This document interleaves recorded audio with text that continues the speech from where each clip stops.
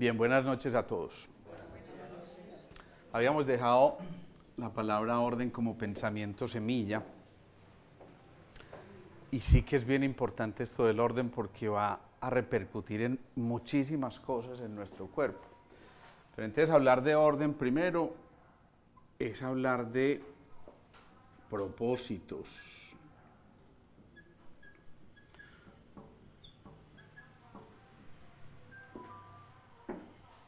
Expliquemos esto bien. Imagínense una fábrica de colchones, ¿sí? Una fábrica de colchones, pues, ¿cuál es el negocio de la fábrica de colchones? ¿Mm? El negocio. Vender colchones, claro. La pregunta si estaba difícil, ¿sí o no? Corchadora. Pero el propósito de esa fábrica de colchones, ¿cuál podrá ser? Eso, que la gente descanse. Entonces, una cosa es el negocio como tal y otra cosa es el propósito. Pongamos otro ejemplo. Una agencia de seguros. ¿Cuál es el negocio? Bien, claro. ¿Y el propósito? ¿Qué? Bueno, el propósito, digamos que sí es sano, qué maravilla. Esto fue muy a propósito para ensayar, ¿no? Entonces el propósito es precisamente el de generar tranquilidad, por lo menos si el propósito es un propósito noble, que esa debe ser una de las características más importantes de los propósitos, ¿sí? Eso ni que lo hubiéramos mandado a hacer hoy, ¿cierto? Eso es absolutamente impresionante.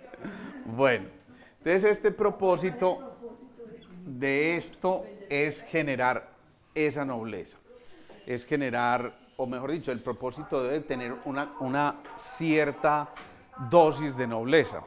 Entonces la pregunta ahora es, imaginemos esto otro, esto explorado en el cuerpo, proyectado en el cuerpo físico, ¿qué podría significar? Primero, si hablamos en términos entonces de negocios, ¿cuál será el negocio del cuerpo? Si es que se pudiera hablar así, ¿no? Aunque eso suena... ¿Ese es el negocio o el propósito? Entonces, ¿ese es el propósito o el negocio? Ajá. ¿Y el negocio cuál será? Darle una cajita al alma. ¿Y qué más? ¿Y qué más se nos ocurre con ese propósito del cuerpo? El negocio del cuerpo. Eso, digamos que hay una cosa clara en el cuerpo y es que tenemos que tener dentro de ese negocio la posibilidad de mantenerlo, llamémoslo así, en armonía, para resumir un poquito, en armonía. Y el propósito, por supuesto, tiene que ser brindarle todas las posibilidades para rescatar esa armonía, ¿sí? Entonces, imaginemos un diálogo entre cerebro, intestino, pulmón, colon, ¿sí? ¿Cómo mantener ese orden para que el propósito realmente sea llevado a cabo? Me explico. Cuando yo ocupo el cuerpo, obviamente estoy reconociendo el templo que ocupo y detrás de todo eso, entonces, el más noble de los propósitos es respetar ese cuerpo. Y entonces, por eso veíamos la semana anterior que había una serie de factores, ¿se acuerdan? Alimentación, hidratación, ejercicio, ¿qué más? Pensamientos y actitudes, ritmos, descanso, respiración, etcétera, etcétera, ¿sí? Todas estas digamos que herramientas para lograr esa armonía, que es finalmente el mejor negocio que nosotros podemos tener con el cuerpo, y por supuesto el propósito debe ser llevar a cabo ese negocio de la manera más armónica, ¿sí? Vamos hasta ahí. Bueno, entonces dentro de esa orden de ideas, cuando uno tiene un propósito noble, necesariamente está renunciando a esto, al ego. ¿Sí? Si tenemos un propósito noble, estamos renunciando al ego, estamos evitando que la no manifestación del espíritu se consolide en esto. Y entonces, en el mismo ejemplo, ¿qué pasaría si las células de diferentes órganos o sistemas no dialogaran con un propósito noble entre ellas, no establecieran ese vínculo maravilloso y más bien se dejaran llevar por el ego? ¿Qué ocurriría? Claro, habría un desorden total, esto llevaría al caos, ¿sí? Cuando en cambio renunciamos al ego y conectamos con el espíritu, aquí lo que ya empieza es la relación con la segunda ley de la termodinámica. ¿Se acuerdan cómo se llama? La negentropía. Negentropía. La entropía es el desorden total, el caos. La negentropía, pues obviamente es lo contrario, es la tendencia hacia el orden. Y por supuesto, esa negentropía tiene que estar en relación con el espíritu que desciende hacia el alma y el alma hacia la materia. ¿Vamos bien? ¿Sí o no? Esto es un poquito ya de tejas para arriba, pero es a lo que queremos llegar. Entonces, si el espíritu está allí, se conecta con el alma, y el alma desciende a esa tríada que compone la triple personalidad, valga la redundancia, cuerpo físico, cuerpo emocional y cuerpo mental, entonces vamos a poder encontrar esa verdadera armonía. Por lo tanto, si estamos hablando del orden, necesariamente ya estamos renunciando al ego. ¿Está bien esa conclusión o no? Estamos renunciando al ego. Entonces significa que ese propósito implica renunciar al ego. No ego, pongámoslo aquí. Bien. Cuando alguien insufla mucho su pecho y además asume una actitud de la necesidad de reconocimiento, entonces posiblemente lo que está generando es como una nube que está obstruyendo la visión clara de las cosas, y eso por supuesto tiene que ir lejos del propósito. Cuando esto está pasando, hay, digámoslo así, una escala de valores. En ese orden de ideas, pues entonces, si partimos de este pensamiento semilla, tenemos que entender que los valores tienen que hacer parte del verdadero orden. Ojo lo que estoy diciendo, del verdadero orden. Porque es que una cosa es un orden nominal y otra cosa es de verdad que se manifieste como un orden. Entonces, ¿qué pasa aquí con los valores? ¿Qué es un valor? Es una pregunta abierta. ¿Qué se nos ocurre? Tratemos de definir qué es un valor.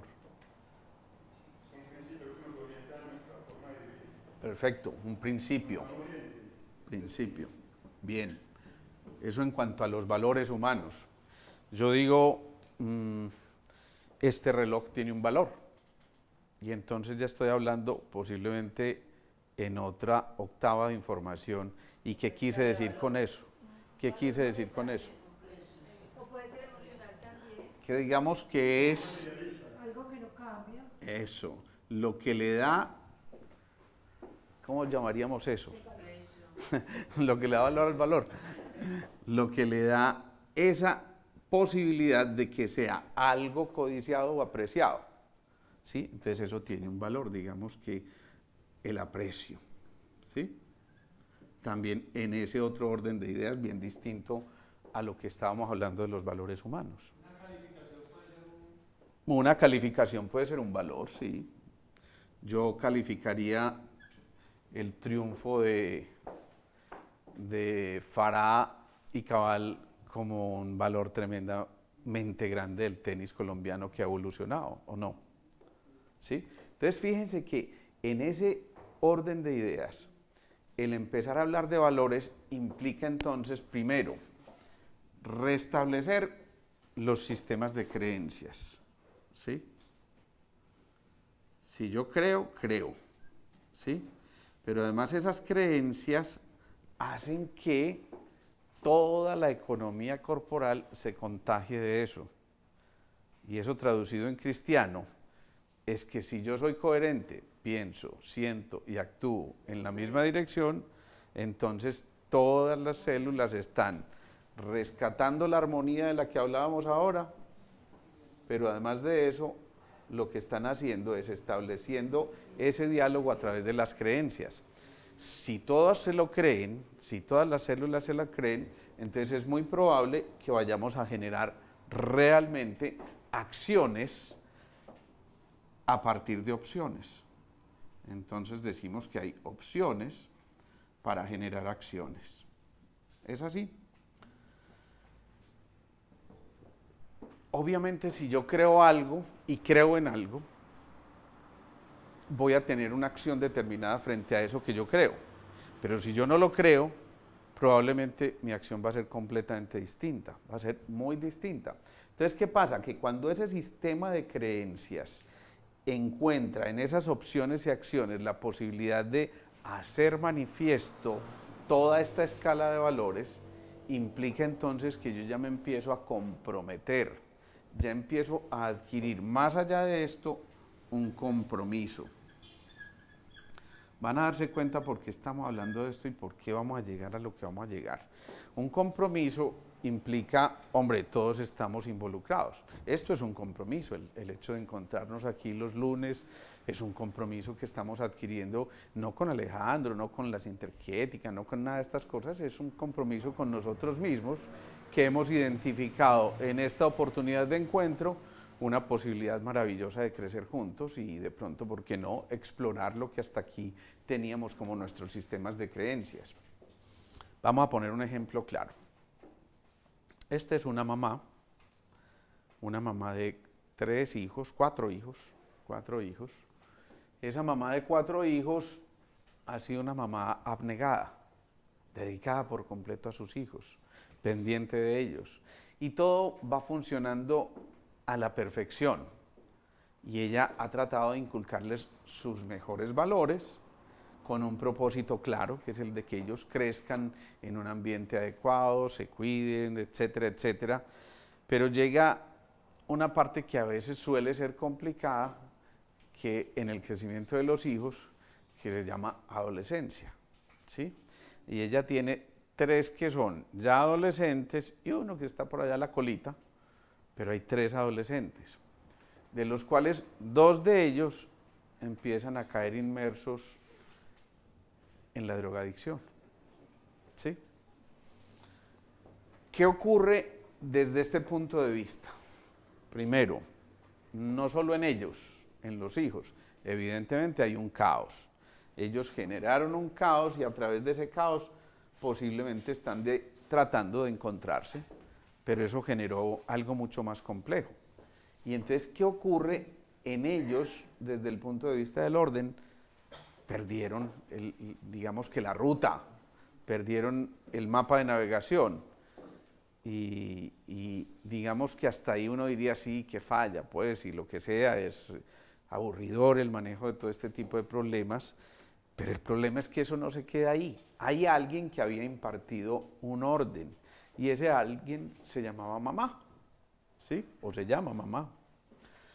Pero esa mamá, cuando ve que el mejor esfuerzo que hizo no está siendo compensado de manera adecuada, porque está viendo que sus hijos están cayendo en esto, entonces empieza a cuestionarse. Denme ejemplos de qué cuestionamiento se hace. Claro, ¿en qué me equivoqué? ¿Qué hice mal? ¿Dónde fallé? ¿Qué pasó? ¿Dónde estuve ausente? Eso, ¿qué pasó con la autoridad? Etcétera, etcétera. Y surgen toda esta cantidad de interrogantes y esos valores que estaban, perdón, ese orden que estaba basado en los valores, pues encontraban normalmente un ancla, un piso, ¿cierto? Cuando uno habla de valores, está diciendo, yo me anclo, yo piso firme.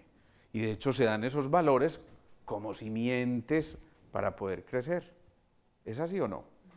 Si eso está ocurriendo, y ojo a esto, no solamente se comprometió, porque yo ya sé que ustedes están pensando, valores, anclaje, igual, primer centro, perfecto, hasta ahí vamos bien.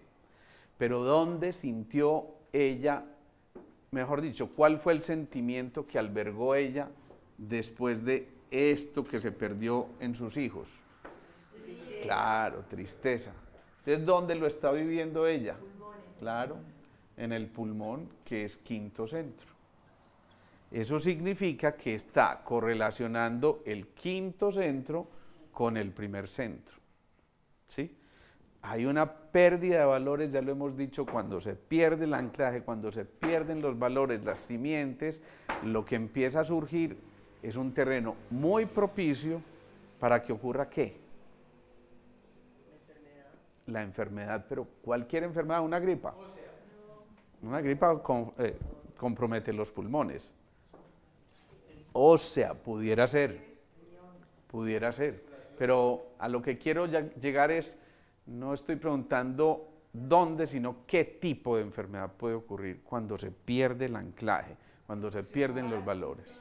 Más allá de eso, sí, en realidad es cierto todo lo que están diciendo, puede haber problemas de osteoporosis, artrosis, Parkinson, todo eso, pero eso en conjunto se llama que una enfermedad degenerativa. Muy bien, perfecto, excelente, esto es fantástico. Entonces, ¿qué pasa? Que esa enfermedad degenerativa también es el asiento para que esa degeneración vaya un poco más allá. Y si esta mujer lo vive en su quinto centro, entonces esa falta de anclaje que tiene que ver con el primero, pues ¿dónde se va a manifestar? Verde por fuera, verde por dentro y tiene una pepa de aguacate adentro. ¿Ah? Claro, en el quinto centro, no hablemos necesariamente de la garganta, aunque pudiera haber sido. Y esta mujer, ¿qué pudiera haber desarrollado según tu teoría, Margarita? Un cáncer de tiroides, por ejemplo, o un cáncer de seno, que fue exactamente lo que le ocurrió a esta mujer. Porque acuérdense que el seno anatómicamente es cuarto centro, pero fisiológicamente, energéticamente, tiene que ver también con el quinto centro. ¿Sí? Entonces aquí uno empieza a entender, un momento, no es solamente el hecho de que perdamos el anclaje, sino es dónde lo vivimos, desde dónde lo vivimos, cuál es el colorido que le dimos a esa emocionalidad para que se manifestara en un órgano determinado. ¿Sí? Si esa mujer, en lugar de haberlo vivido aquí, desde la tristeza, y no se hubiera generado en ella esa tristeza, sino más bien un conflicto entre los apegos y desapegos, y por dentro estuviera diciendo, ay Dios mío, ahora los voy a perder, o lo contrario, ojalá se vayan entonces, porque si no les sirvió mi educación y mi formación y mis valores y todo esto, entonces ¿dónde lo va a vivir? En el tercer centro. Y entonces en lugar de eso pudiera haber hecho un cáncer gástrico, no, o un cáncer de colon, además porque pudo haber sido que ella en ese momento dijera, uy, me siento como una, eso, como esa, como una M, ¿cierto? Y si se siente como una M, pues se va a manifestar donde se siente como una M. ¿Y dónde está la M? Pues allá, justo en el colon, ¿sí? Pero igual, si en cambio esta mujer empezara a hacer un conflicto de información. Es que ¿dónde fallé? Y empieza a pensar repetitivamente, rumiantemente, ¿qué fue lo que pasó? ¿Qué fue lo que ocurrió? ¿Dónde me perdí? ¿Qué fue lo que le pasó a estos muchachos? ¿Qué fue lo que yo no hice bien? Y está todo el tiempo integrando toda esa información, integrando, no sé si les dije integrando, pero por si no les he dicho, integrando esa información, entonces, ¿dónde se irá a manifestar? Sí les dije integrando la información. ¿Dónde integra uno la información? Claro, en el sexto. Y si el sexto integra la información, entonces, ¿cómo se pudiera manifestar en ella ese tipo de cosas? Y no lo vivió en el quinto ni lo vivió en el tercero, ya lo vive en el sexto centro, que es donde está su conciencia. Nos enfermamos mejor desde donde no está su conciencia. Y claro, empieza algún tipo de patología mental y puede ser una psicosis o puede hacer un cuadro, digamos que conversivo, porque no acepta la realidad y dice, esto no me puede estar pasando, no nos puede estar pasando, ¿qué está ocurriendo? ¿Dónde perdimos la ruta de navegación? ¿Dónde la perdieron ellos? ¿Dónde la perdimos en conjunto? Y entonces se manifiesta ya, ¿sí? Por lo tanto, se perdió ese orden. Entonces la pregunta es, en el caso concreto de esta paciente, que desarrolla un cáncer de seno, porque se le perdió ese anclaje, ese polo a tierra, porque hay un gran conflicto con sus valores que no debería haberlo, pero allá es a donde vamos. Sin embargo, ella lo interpretó así, es que fallé en algo, es que definitivamente no hizo, y obviamente el hecho de que dos de sus hijos se le vayan por allá en esas acciones, pues obviamente la va a llevar a replantearse muchas cosas, o por lo menos a interrogarse muchas cosas que le hacen mover su piso, y por supuesto va a generar este tipo de cosas que implica, no me puedo afirmar categóricamente. Entonces, la pregunta que surge es más que obvia. Ese es su motivo de consulta. Hay una realidad. De hecho, ya le están haciendo quimio cuando consulta por primera vez, está sometiéndose a esto, está sometiéndose a una segunda ciclo de quimioterapia, entre otras cosas porque en esa primera no le fue muy bien, y entonces está repitiendo quimio, y el pronóstico empieza a enrarecerse, ¿sí? Entonces, ¿qué hacer frente a eso? ¿Qué hacer frente a eso? ¿Alguien me puede contar?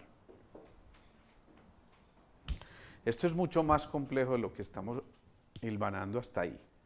Hasta ahí yo creo que todos tenemos claro que hay un compromiso del primer centro, ¿sí?, con el quinto centro. Posiblemente se tragó más de una cosa y no la expresó tan bien. Pero además de eso, lo lógico es que ¿dónde, si se quiere, dónde lleva uno a sus hijos? ¿En qué parte del cuerpo? Claro, en el cuarto centro. ¿Y el cuarto centro qué es? Además de corazón. Bien. Entonces, si el timo está en el cuarto centro, sabemos que el cuarto centro está en relación con el sistema inmune. Entonces, ¿por qué no funciona una quimio en una paciente que tiene el mismo tipo de cáncer en la misma zona, por ejemplo, un carcinoma intraductal, así se puede llamar uno de estos cánceres? ¿Por qué en unas funciona perfectamente el tratamiento de quimio y 20 años después uno las ve y perfecto, sin ningún problema, y lo cuentan ya como una anécdota? ¿Y por qué en otras no funciona? Claro, claro. El sentimiento de culpa que hace que se toque el cuarto centro y entonces bloquea todo su sistema inmune. Entonces fíjense que no es simplemente, hombre, digámosle a ella que drene sus cosas y que hable mucho, y sí, la gente empieza a hablar y empieza a manifestar, es que yo tal cosa, y cuéntele a su terapeuta, es que yo me siento muy triste, sí, y entonces empiezan a desenrollar esto, y tú te sientes muy triste. Y en el psicoanálisis, no tengo nada contra el psicoanálisis, pero pienso que ya hemos evolucionado un poquitico más y nos permite hacer cosas un poquito más elaboradas, o por lo menos más rápidas, ¿sí? Porque muchas veces cuando desenredamos un conflicto, ya transcurrió otro tiempo con otro conflicto, y entonces nos vamos a quedar ahí tratando de entender lo que no es comprensible, ¿sí? Entonces implica Esto implica que no nos quedemos en la discusión menor, sino que empecemos a pensar que esa discusión nos tiene que llevar a aclarar muchas cosas en el interior. Si ustedes fueran quienes están tratando de ayudarle a esta paciente, ¿cómo orientar eso? Independientemente de la técnica, aquí no vamos a hablar ni de láser, ni de filtros, ni de cosas de esas, sino cómo enfocarían esto desde el punto de vista de lo que implicaría el manejo de estas cosas a nivel emocional, por supuesto. El perdón de ella misma, no sé cómo fue. Sin duda hay que exculparla, expiarla de todos esos culpas, porque obviamente las culpas no solo no la conducen a nada, sino que van a seguir bloqueando el sistema inmune, por supuesto. Pero tiene que entender que eso no fue fue una decisión de él. Perfecto, entonces dentro de eso está precisamente cuando se hace la expiación le estás diciendo, un momento, tú les diste los valores, les diste alas, les diste todas las posibilidades, educación, alimentación, crecieron en buena, pero el libre albedrío entra a jugar ahí y son ellos quienes eligen ya su destino. Y más que son adolescentes ya tirados casi a la juventud, entonces ya la cosa cambia. Digamos que la época en que tenían que estar pegados de la falda de la mamá ya pasó. Y esto que empieza ahora no es otra cosa que la posibilidad de que cada uno vuele libre. Pero si vuela libre, entonces ese vuelo libre, como el nombre lo dice, implica que cada quien elige su destino. ¿Sí? Yo puedo volar hacia allí o hacia allí y puedo elegir el camino más sencillo o puedo elegir un camino tortuoso. Luego, no tiene ningún sentido inculparse y eso implica que cuando yo ya estoy hablando de la posibilidad de que ella se perdone, lo que me encuentro cuando hablamos de este tipo de cosas, obviamente en la intimidad y haciéndola caer un poquito en cuenta de muchas cosas, la actitud de ella cambia por completo. Porque al principio es una actitud contraída, es una actitud de aflicción. El conflicto genera aflicciones. Y obviamente esta aflicción, cuando uno le quita la culpa, uy, ¿qué dice uno? Se me quitó un peso de encima, ¿sí o no? Cuando a uno se le quita un peso de encima, entonces uno puede caminar un poquito más libre. Si yo tengo un peso muy grande, y esta carga es muy difícil, pero si yo tengo un peso mucho más liviano, puedo decir, ya, suelto lo que a mí no me corresponde. Eso se traduce de otra manera en decir, retiro la energía de lo que no es esencial. Esto no es esencial. Ojo, son sus hijos, pero el dejar la energía depositada en el conflicto no es lo esencial. Por supuesto, se trata de depositarla, al contrario, en la solución, ¿sí? Curiosamente, ella empieza a asumir, como les digo, una actitud de soltarse, de liberarse, de poder caminar un poco más segura, primer centro, y, por supuesto, de empezar a transmutar la tristeza en serenidad y calma.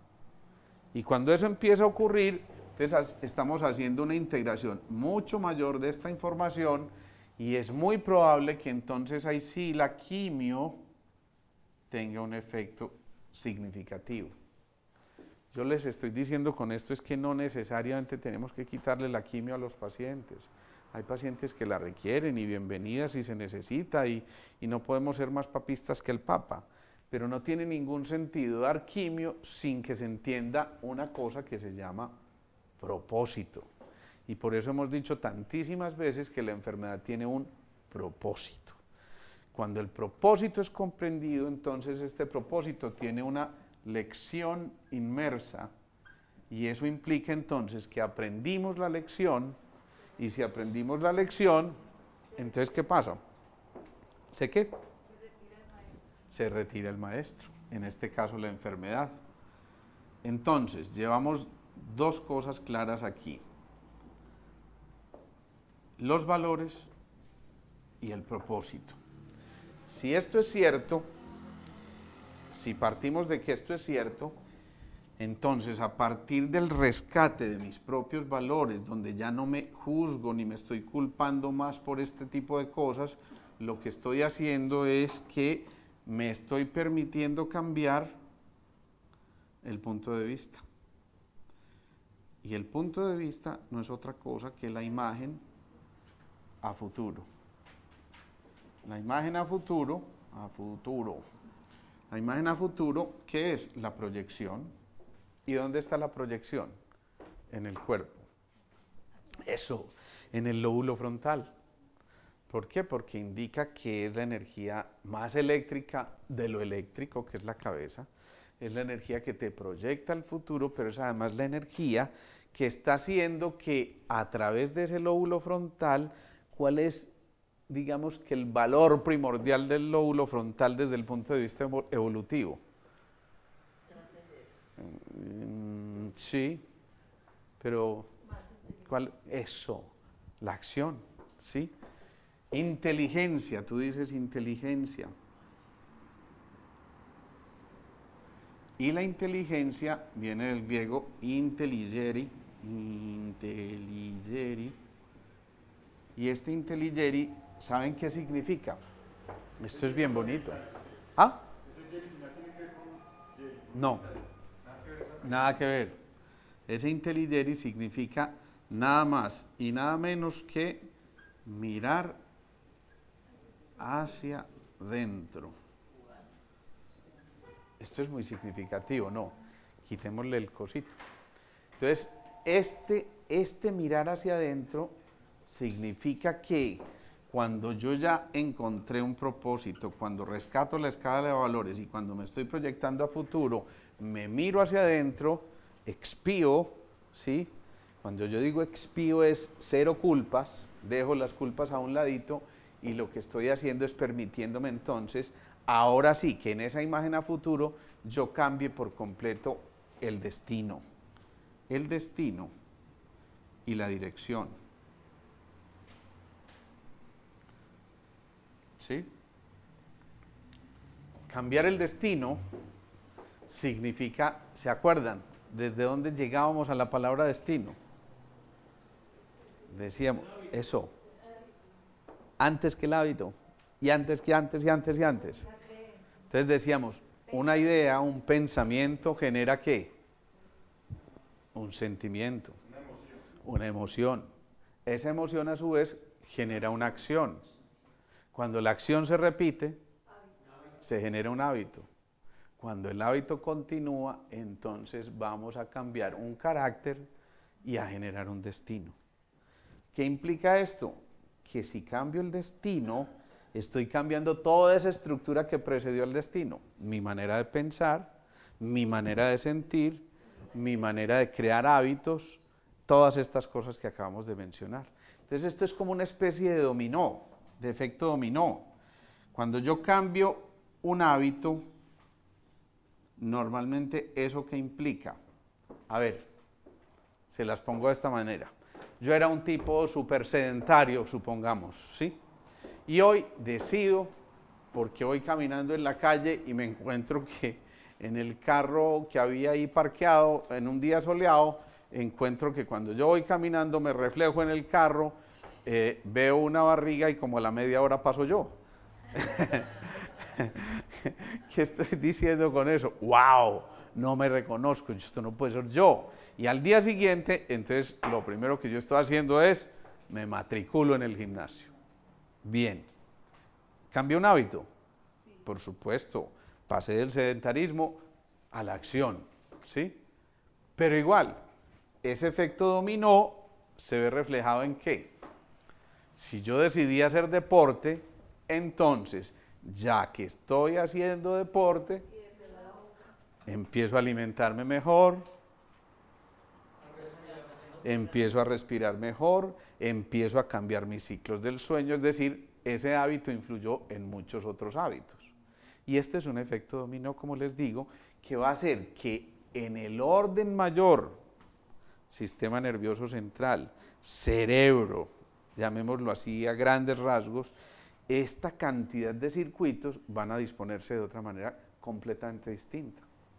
El disponerse de una manera completamente distinta significa, estoy creando nuevos ¿qué? Circuitos neuronales. Si estoy creando nuevos circuitos neuronales, significa que un hábito puede cambiar inclusive al cerebro. Anatómicamente puede cambiar el cerebro por el solo hecho de cambiar hábitos. ¿Quién creyera? Es que el cerebro no es simplemente una masa ahí medio amorfa, enrollada, no, es una cosa completamente dinámica y cambiante. De hecho, acuérdense que a partir de los 12 años empezamos a perder cerca de 10.000 neuronas por día. ¿Sí? No se regeneran. No, desde los 12, 14 años empezamos a perder 10.000 neuronas diarias. ¿Sí? Entonces, ¿qué pasa? Que somos menos inteligentes que ayer, pero posiblemente también mañana vamos a ser un poquito más, si lo medimos en cuestión de números de neuronas. Pero la buena noticia es que para gastarnos los 100.000 millones de neuronas que nosotros tenemos, y algunas con capacidad de regenerarse, entonces nos vamos a tardar algo así como 500 años. Entonces es una buena noticia, en medio de todo, ¿no? Seamos optimistas. Pero aquí viene la cosa bien interesante, y es que si ese cerebro tiene la posibilidad de formar nuevos circuitos, entonces esto es absolutamente maravilloso, porque implica que cada uno de nosotros puede en realidad empezar a moldear el comportamiento a partir de esos nuevos circuitos que creó. ¿Sí? ¿Estamos de acuerdo? Bueno, si esto es así, esto también implica que todo es dinámico y cambiante a nivel del sistema nervioso central. Que lo que yo piense hoy es una estructura de pensamiento, pero que no implica que no pueda ser modificable. El ingeniero puede construir un edificio y de pronto decidió, hombre, ya pasaron 15 años, no me convence mucho esto, yo creo que vale la pena modificarlo, y entonces tiene la posibilidad de repotenciar unas estructuras para crear otras, yo qué sé, ¿sí? Otros andamiajes distintos que le permitan modificar por completo esto. Entonces, si yo cambio el destino y cambio la dirección, significa que si esto que veíamos ahorita con la mujer del ejemplo iba en una dirección, que por cierto, por supuesto iba hacia el abismo total, ¿sí? Yo puedo modificar esa dirección y entonces dar un giro, y a lo mejor inclusive en 180 grados, y devolverme, y desde el punto de vista de la conciencia, hacer el proceso justamente contrario. Es decir, en lugar de ir en este sentido, yo puedo hacer esto también. Y si logro hacer eso, es perfectamente posible comprender que cada uno de nosotros tiene la posibilidad de estar rediseñándose continuamente. O sea que la enfermedad no es excusa, que tenemos una cantidad de posibilidades detrás de todo esto. Pero cuando ya esto pasa, cuando yo entonces trato de desarrollar una imagen a futuro, aquí hay una cosa súper importante, y es que empezamos a ser proactivos y no reactivos. ¿Qué diferencia habla aquí? No reactivos. ¿Sí? ¿Qué diferencia habrá entre esas dos posibilidades? Si yo soy proactivo y no reactivo, ¿qué implicará eso desde este punto de vista que estamos viendo? Claro, que cada uno toma sus riendas. Es así de sencillo. Pero, ojo, si yo lo hago desde la reacción, ¿quién es el que reacciona en la torre de control? ¿Se acuerdan? ¿Qué parte del cerebro es el que reacciona? Eso, el cerebro reptil, el cerebro más arcaico, en otras palabras, todo lo que implica el pasado. Si yo, en lugar de ser proactivo, ¿qué me dice a mí? Futuro. Pero si soy reactivo, esto me ata por allá al pasado. Y si ese pasado pesa, yo podré resolver desde ese pasado, quedándome en el pasado, el conflicto de este presente hacia futuro. Pues obviamente que no. Entonces lo que tengo que hacer es modificar por completo la visión interior que estoy teniendo de lo que estoy viviendo, posiblemente conociendo el pasado, porque el que no conoce el pasado está condenado a repetirlo, pero no desde el pasado, es decir, no viviendo esto desde el pasado, sino en este presente con proyección a futuro. Y eso implica entonces ser proactivo. Recuerden que lo proactivo estará en contacto más con el hemisferio racional o con el hemisferio creativo. ¿Ustedes qué creen? Claro, lo creativo. Mientras que el cerebro reptil está mucho más en relación con todo eso que decimos del cerebro, digamos, más analítico, que está anclado en una serie de conocimientos, de experiencias previas y que de alguna manera generaron conductas y hábitos nuevamente. Entonces, cuando uno empieza a ser proactivo, se da cuenta que tiene que empezar, digámoslo así, ¿dónde ponemos esto? A jerarquizar, es decir, a darle nuevamente un orden a la posibilidad de responder. Entonces yo respondo de acuerdo a la necesidad más inmediata, a lo que verdaderamente, ¿cómo es que dicen? Lo importante, ¿cómo es lo urgente? Desplaza lo importante, es lo que dicen por ahí. Y es cierto, muchas veces nos vamos a ramas que no tienen mucho sentido porque hay que resolver un conflicto inicial y ya después sí resolvamos las ramitas. Pero primero hay un conflicto claro.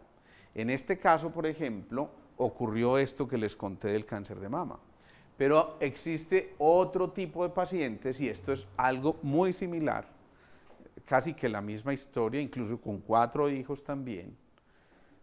Pero estos dos muchachos no se meten en el vicio, pero empiezan a tener cierta apatía para sus estudios y resulta que sus padres fueron académicos, estrictos, juiciosos, siempre se soñaron con sus hijos haciendo, por supuesto, su profesión y a lo mejor una maestría, un doctorado y quién sabe cuántas cosas por allá, ¿sí?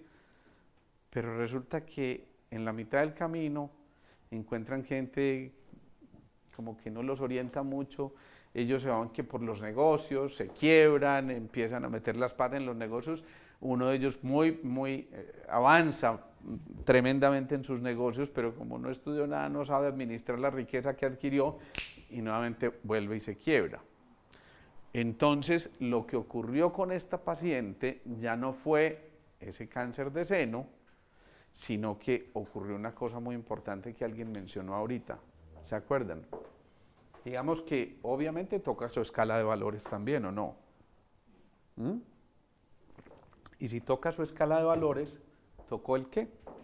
El primer centro. Y esta paciente, en cambio, no se fue hasta por allá, sino que empezó a sentir mucho miedo por el futuro de sus hijos, porque en su interior ella decía, nosotros somos gente acomodada, vivimos tranquilamente, digamos que no tenemos afugias, pero tampoco somos adinerados, y la esperanza era que ellos se formaran para que pasado mañana ellos pudieran valerse por sí mismos y no tuvieran que depender de la mesada de la que hoy dependen, ¿sí? Porque esa mesada les alcanza para los gasticos ahora, pero si ellos van a pensar en un futuro, y ella empieza a atemorizarse mucho, a atemorizarse no solamente por el futuro de ellos, sino por el futuro de los esposos, de la pareja, porque ¿qué vamos a hacer? ¿Y cómo vamos va a llegar un momento en que nos jubilemos y nuestros ingresos van a ser menores o simplemente las fuerzas van a ser menores y no vamos a tener cómo responder frente a este tipo de necesidades? Y entonces se llenan, insisto, de temores hacia el futuro y esos temores se localizan en alguna parte. Claro, en el riñón que maneja ¿qué? Los miedos, pero en el riñón que su órgano de expresión externo es el oído, pero se manifiesta también a través de los huesos. Esta mujer, que además lleva a sus hijos en el cuarto centro, por supuesto, como cualquier mamá, entonces afecta el sistema inmune, pero ya no en relación con el quinto centro, que fue donde viviría las tristezas aquella mujer, sino ¿en dónde? En los riñones o en lo que tiene que ver con el manejo de expresión externa, en este caso, los huesos, ¿sí? Y esta mujer hace una artritis degenerativa, la cosa más violenta del mundo. Es decir, una mujer además que siempre se cuidó mucho en su aspecto físico y siempre estaba súper organizada, muy bien puesta, tal cosa, y de un momento a otro empieza el dedito a torcerse, a empezar con la rigidez matinal en las mañanas, no sé por qué no puedo cerrar bien mis manos, se me entumecen las manos y empiezo a sentir mareitos ocasionalmente, ¿qué me estará pasando? Y empiezan a hacer búsquedas por todas partes y por supuesto hacen los 50.000 exámenes que ustedes quieran hacer. Muchos de ellos incluso resultan completamente negativos, es decir, no hay ningún hallazgo de importancia desde el punto de vista del laboratorio, pero sintomatológicamente están desarrollando a nivel del cuerpo físico una alteración muy severa. Cuando esa alteración tan severa se da y toca los huesos y produce una artritis degenerativa como estas que le estoy diciendo, es porque comprometió su sistema inmune, pero en el orden de expresión de donde estaban los miedos, que eran los huesos. Y los huesitos suelen ser eso. Cuando además hay una sensación de desvaloración, ¿sí? Cuando uno dice, lo perdí todo, entonces también empieza el hueso a consumir el calcio, ¿y eso cómo se llama? Osteoporosis, ¿sí? U osteopenia. Entonces se pueden combinar ambas cosas. Miren todo lo complejo que resulta esto, y lo que quiero hacerles caer en cuenta de que es que esto no es simplemente que por allá existía un gen que era el HLB27 que afectaba una articulación o un hueso y entonces produce, no, es que detrás de la manifestación de ese gen había una cosa muy importante. ¿Y por qué se manifestó? Porque se dieron todas estas condiciones que cambiaron toda su escala. O sea, hasta aquí uno decía, pero pues, si es como para llegar a tanto. A lo mejor otra mamá asume una actitud completamente diferente y dice, ah, no, mijitos, yo ya les di lo que ustedes podían, nosotros les dimos lo que exactamente, patitas en la calle, el que no va a trabajar ni a estudiar, se fue, yo no me voy a quedar planchándole las camisas hasta los 35, ¿sí? Como dice el Papa, ¿sí? No, a lo mejor la actitud hubiera sido esa, listo, ustedes no quieren salir adelante, problema de ustedes, se les dio todo, adiós, desocupen pues, a la voz de 3 y voy en 3, ¿sí? Más o menos eso. Entonces, si esa fuera la actitud, seguramente que no hubiera desarrollado esto. Yo no estoy diciendo, ni mucho menos, que entonces la solución para esto otro es echen a los hijos de la casa, no. Le estoy diciendo que de la actitud que cada uno asuma depende por completo cómo la fisiología corporal encare eso que se está viviendo y entonces se genere una respuesta también determinada. Miren cómo nos va cambiando la cosa con este tipo de cositas tan sencillas. Y esto implica entonces propósitos, valores,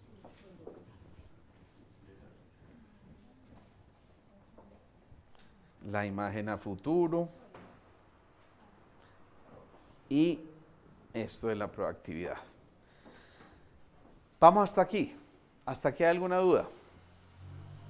¿O está claro? Bien.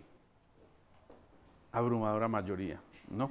Entonces, ¿qué implica? Si tenemos esto claro, significa también que, como lo dijimos en una charla anterior, cuando se despierta el primer portal del alma, la responsabilidad, uno tiene que comprender este tipo de cosas. Acuérdense que tal vez la primera charla de este año fue, o la segunda, nosotros decidimos de qué nos enfermamos. Primero, si nos enfermamos, y también decidimos de qué nos enfermamos. Y nos vamos dando cuenta que esto es realmente cierto, y que cada uno entonces en su interior está gestando un comportamiento u otro que se va a traducir de determinada manera. Eso implica entonces que tenemos que empezar por tratar de modificar todas estas cosas, y esto empieza primero por el uso de la palabra. Y la palabra es la que va a hacer que se empiecen a gestar comportamientos distintos. Yo no sé qué, en serio que a veces no lo entiendo mucho, pero por ejemplo la generación de los millennials ahora tienen una una muletilla muy simpática y es la palabra como. Alejo, como que me está doliendo esto porque como que yo siento que como que esto me va a hacer daño y porque como que si tú me dices que yo me tomara este tipo de pastillas, como que siento que no vas a caerme como bien, ¿sí? Entonces yo le digo, ¿cómo? Cuando yo estoy haciendo ese tipo de cosas a través de la palabra, ¿qué me estoy diciendo? Es como el que utiliza al final de un enunciado la palabra tan paisa, además con signo de interrogación, ¿cierto? Nos vamos a empezar a dedicar a esta labor, ¿cierto?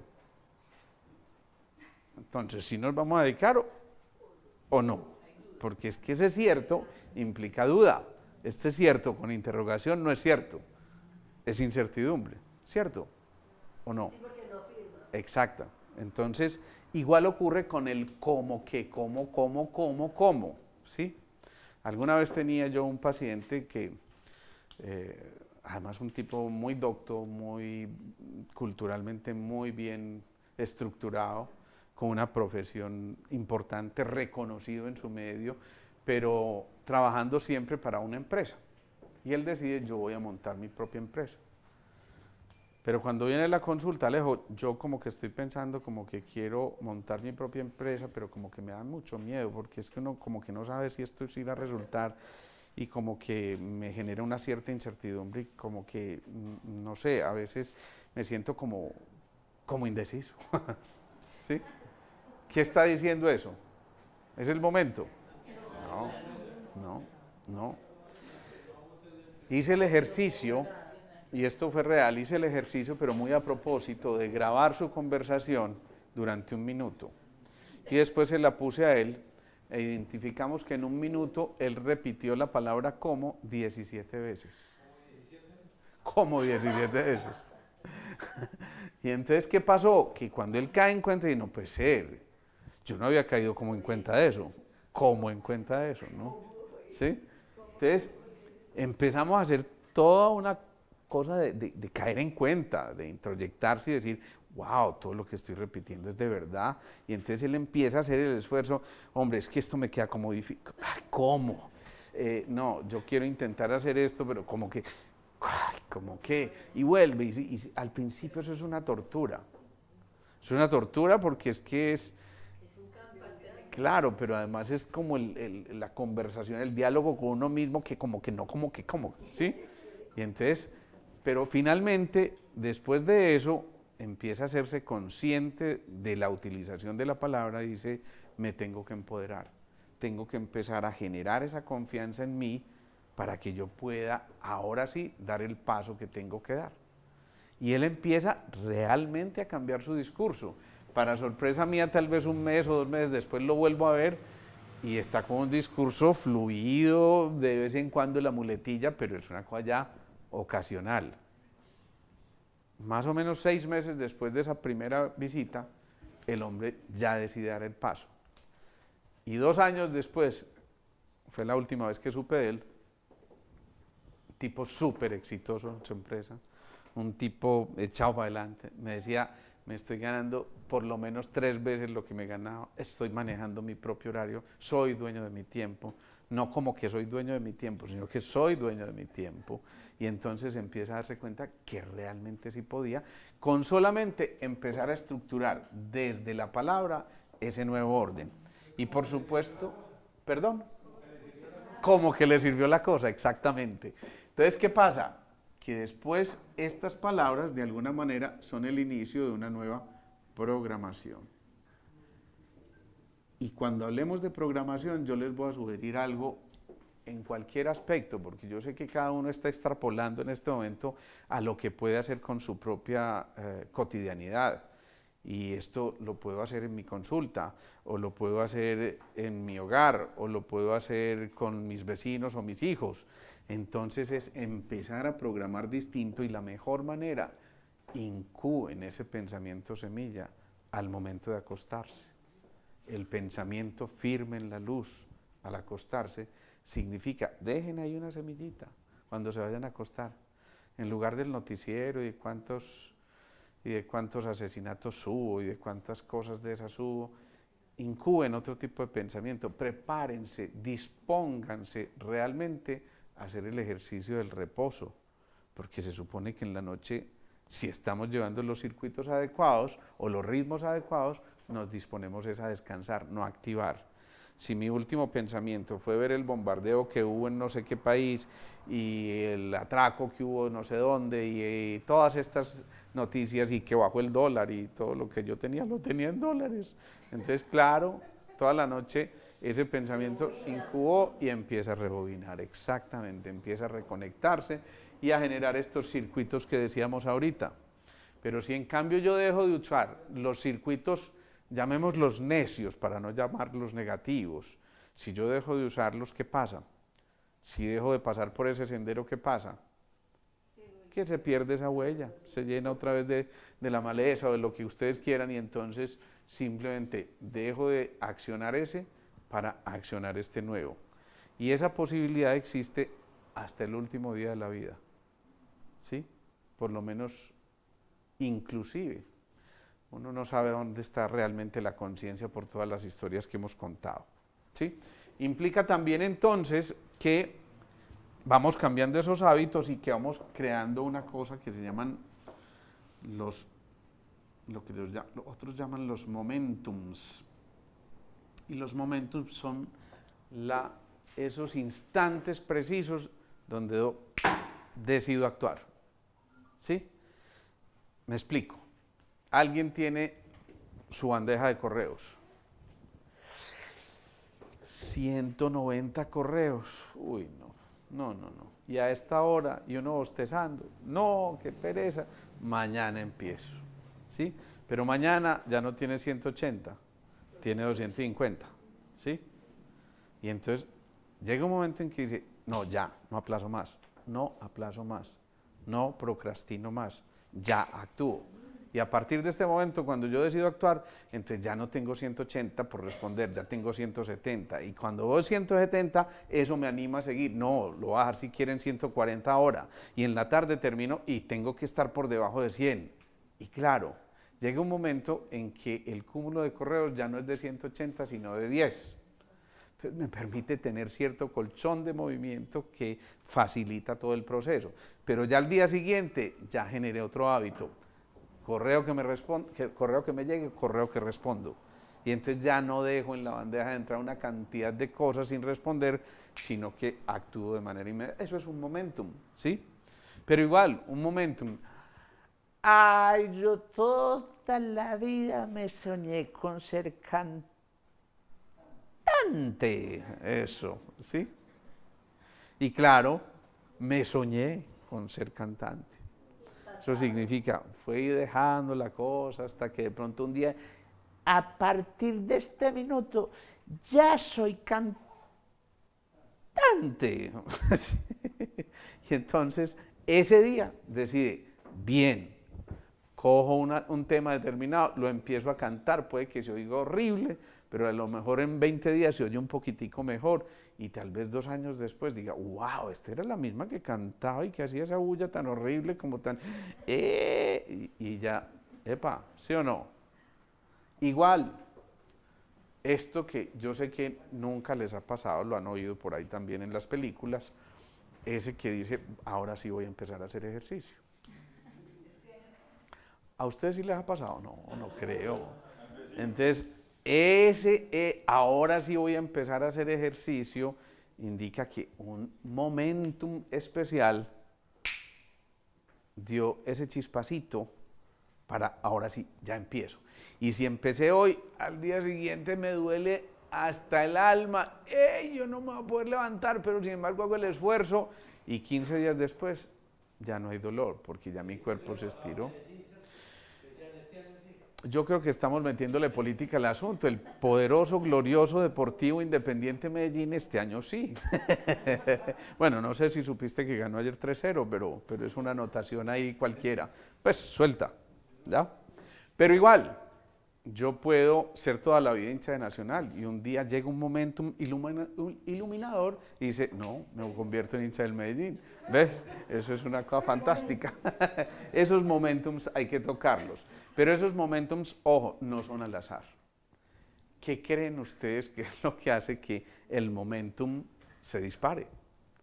Digamos que el chipcito, la chispa, finalmente lleve a la acción. La conciencia, y antes de llegar a la conciencia, porque listo, eso ya te dejas para arriba, pero antes de llegar allá, ¿qué hizo que uno realmente se moviera a hacer lo que está haciendo? Claro, una motivación.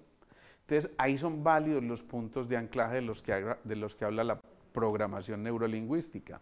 Entonces, vale la pena, pero para yo impulsarme, a ver, me estoy viendo tan gorda, ¡Ave María!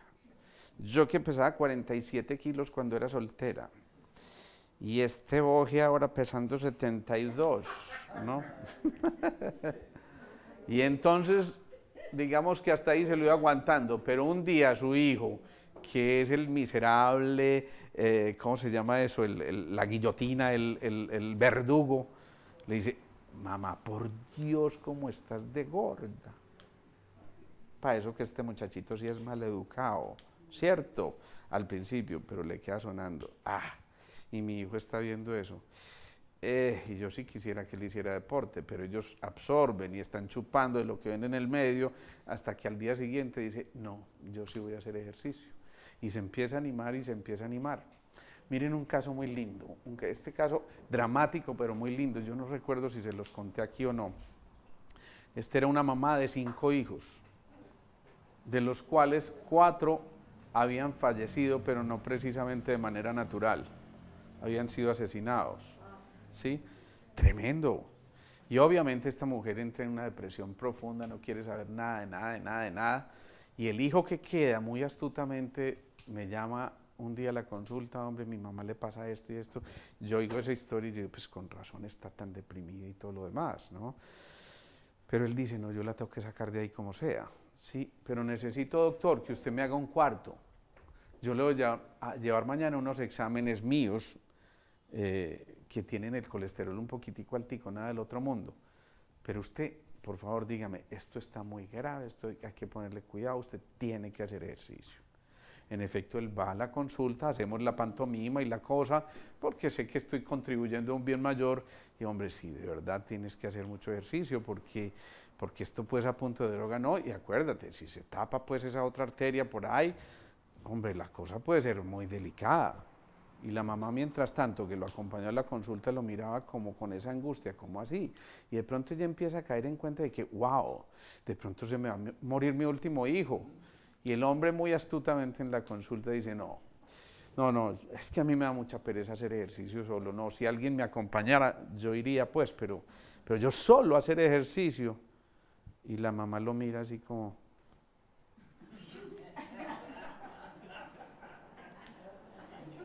Y era francesa, entonces con los pulgares al revés dice, c'est moi. ¿Sí? Entonces ella dice, mi hijo, no, usted tiene que poner mucho, yo lo acompaño, seguro mamá, pero usted como es de perezo, no, yo lo acompaño, mi hijo, yo lo acompaño porque es que vean lo que está diciendo el doctor. ¿Sí?